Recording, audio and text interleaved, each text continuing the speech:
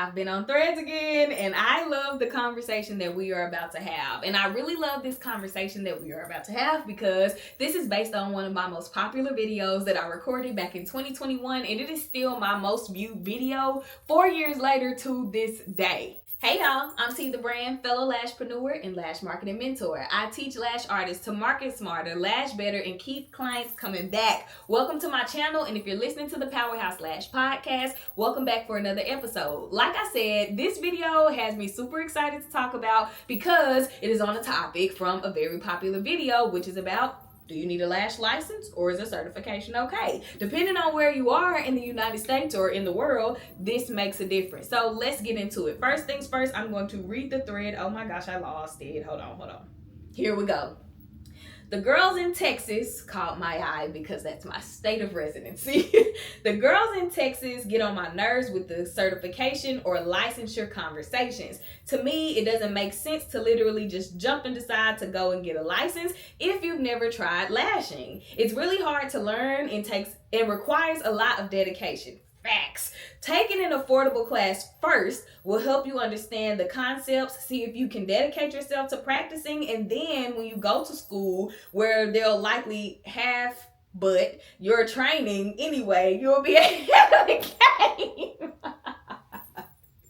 Okay, let's get into it. So I am a Texas resident and business owner operator, and in Texas it is a legal requirement for you to have either a specialty lash extensions license, a cosmetology license, or an aesthetics esthetician license to do lashes in the state legally. So first off, absolutely, you need to make sure that you're getting a license if that is required in your state. If it's not required in your state, you probably won't even have schools available that offer you a license because, again, it's not a requirement. So you can just pick a trainer, go to the trainer. Hopefully you pick the best trainer in the world to help you, and you get your certification. Now, here's my opinion about, I'm gonna go to the latter part and then kind of explain what I think about the middle of what this, I was about to say tweet, what this thread was about. So at the end where she says that, schools will half but your program and barely teach you anything. Here's the thing.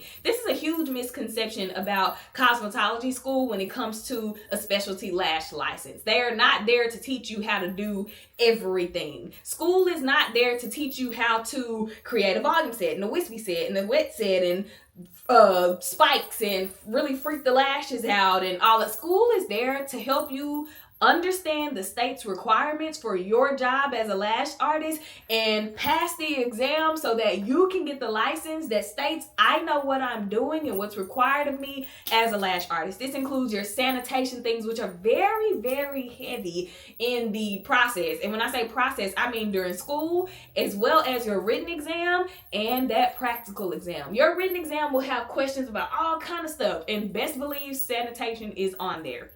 As well as the practical exam. You have to use hand sanitizer so many times. You have to make sure that you are not touching the trash bag and doing different things that can cause cross-contamination if you are in an actual lash setting. So sanitation is super huge. We're talking about people's eyes. That is important, and honestly a lot of lash artists should take that part of school more seriously. This will help with alleviating allergy, well, let me not say alleviating, but helping you understand allergies and how, again, to not cross-contaminate, how to best sanitize your tools, your bed, your workspace, how to prevent eye diseases and different kinds of things like that. So that part of school is really important. But again, lash school is not to help you become the best lash artist in the world, and that's just a truth that you're gonna have to accept. You are there to learn the basics of application, which probably means that a lot of schools you won't even touch volume lashes because they're not required to do that, at least in the state of Texas.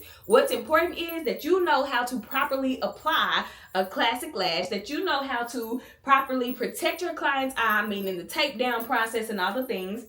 You understand how to use your adhesive, how to use your tools so that you are not causing damage to anybody's eyes, and understand how to unstick stickies. There are so many things that lash school won't cover, and it's because it doesn't have to, and it's not supposed to. So free yourself from that. Let's move on to the next part of this conversation. Most of the context of this thread is talking about how she doesn't think it makes sense for you to have an idea to do lashes and jump right into lash school. And I must say that I unfortunately agree. Let me not even say unfortunately, because I'm basing my opinion off of my own experience. I did not say, oh, I want to learn how to do lashes and went to lash school. I didn't even know that you had to have a license at first to legally do lashes in the state of Texas. So the first thing that I did, I took a training, and I would strongly recommend lash artists to take some type of training or to have some type of experience where you get to practice on a mannequin, not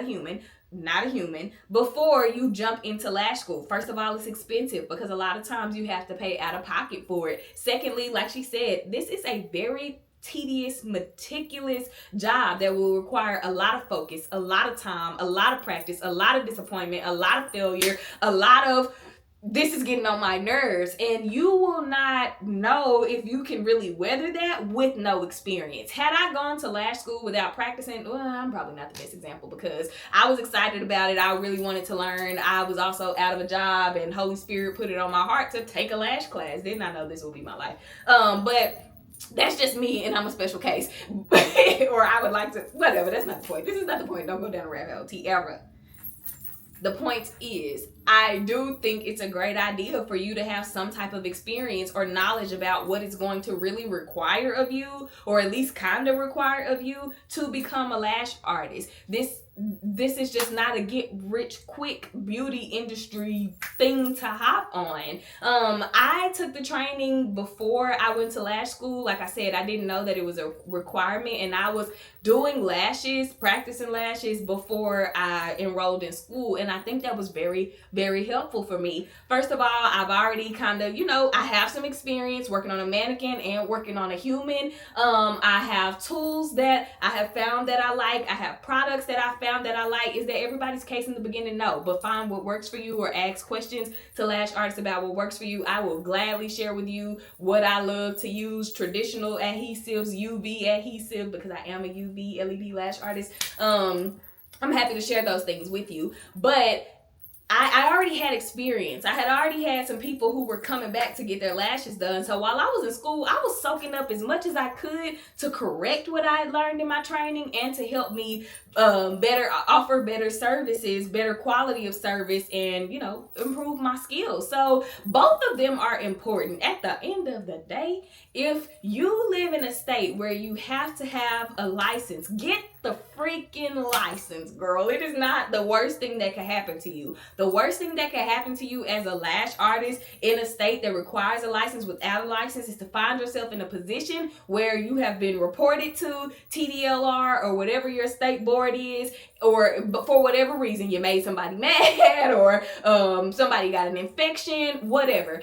And they ban you from being able to practice, meaning you can't even go to school anymore at that point to do the thing that brings you income and that you may very much so love. So if it's a requirement, just enroll in the program that will work for you. And I don't say that lightly. Definitely do your research about schools in your city, in your area. If you are in Dallas, Texas, I highly recommend Bonjour Beauty University. That is one of the best schools in the DFW Metroplex that I have been able to partner with. And as a partner, I'm basically just a career day speaker for every semester of students that Bonjour Beauty University has, and I get to go in there and connect with the new lash artists and share whatever they want to know about the real world about lashing. If it's a skill thing, or if it's a marketing, how to grow your clientele, how to do social media, whatever it is, I just have the honor of being able to go and pour into students at that school. And I've also had the opportunity to speak at another school. I went to a different school, and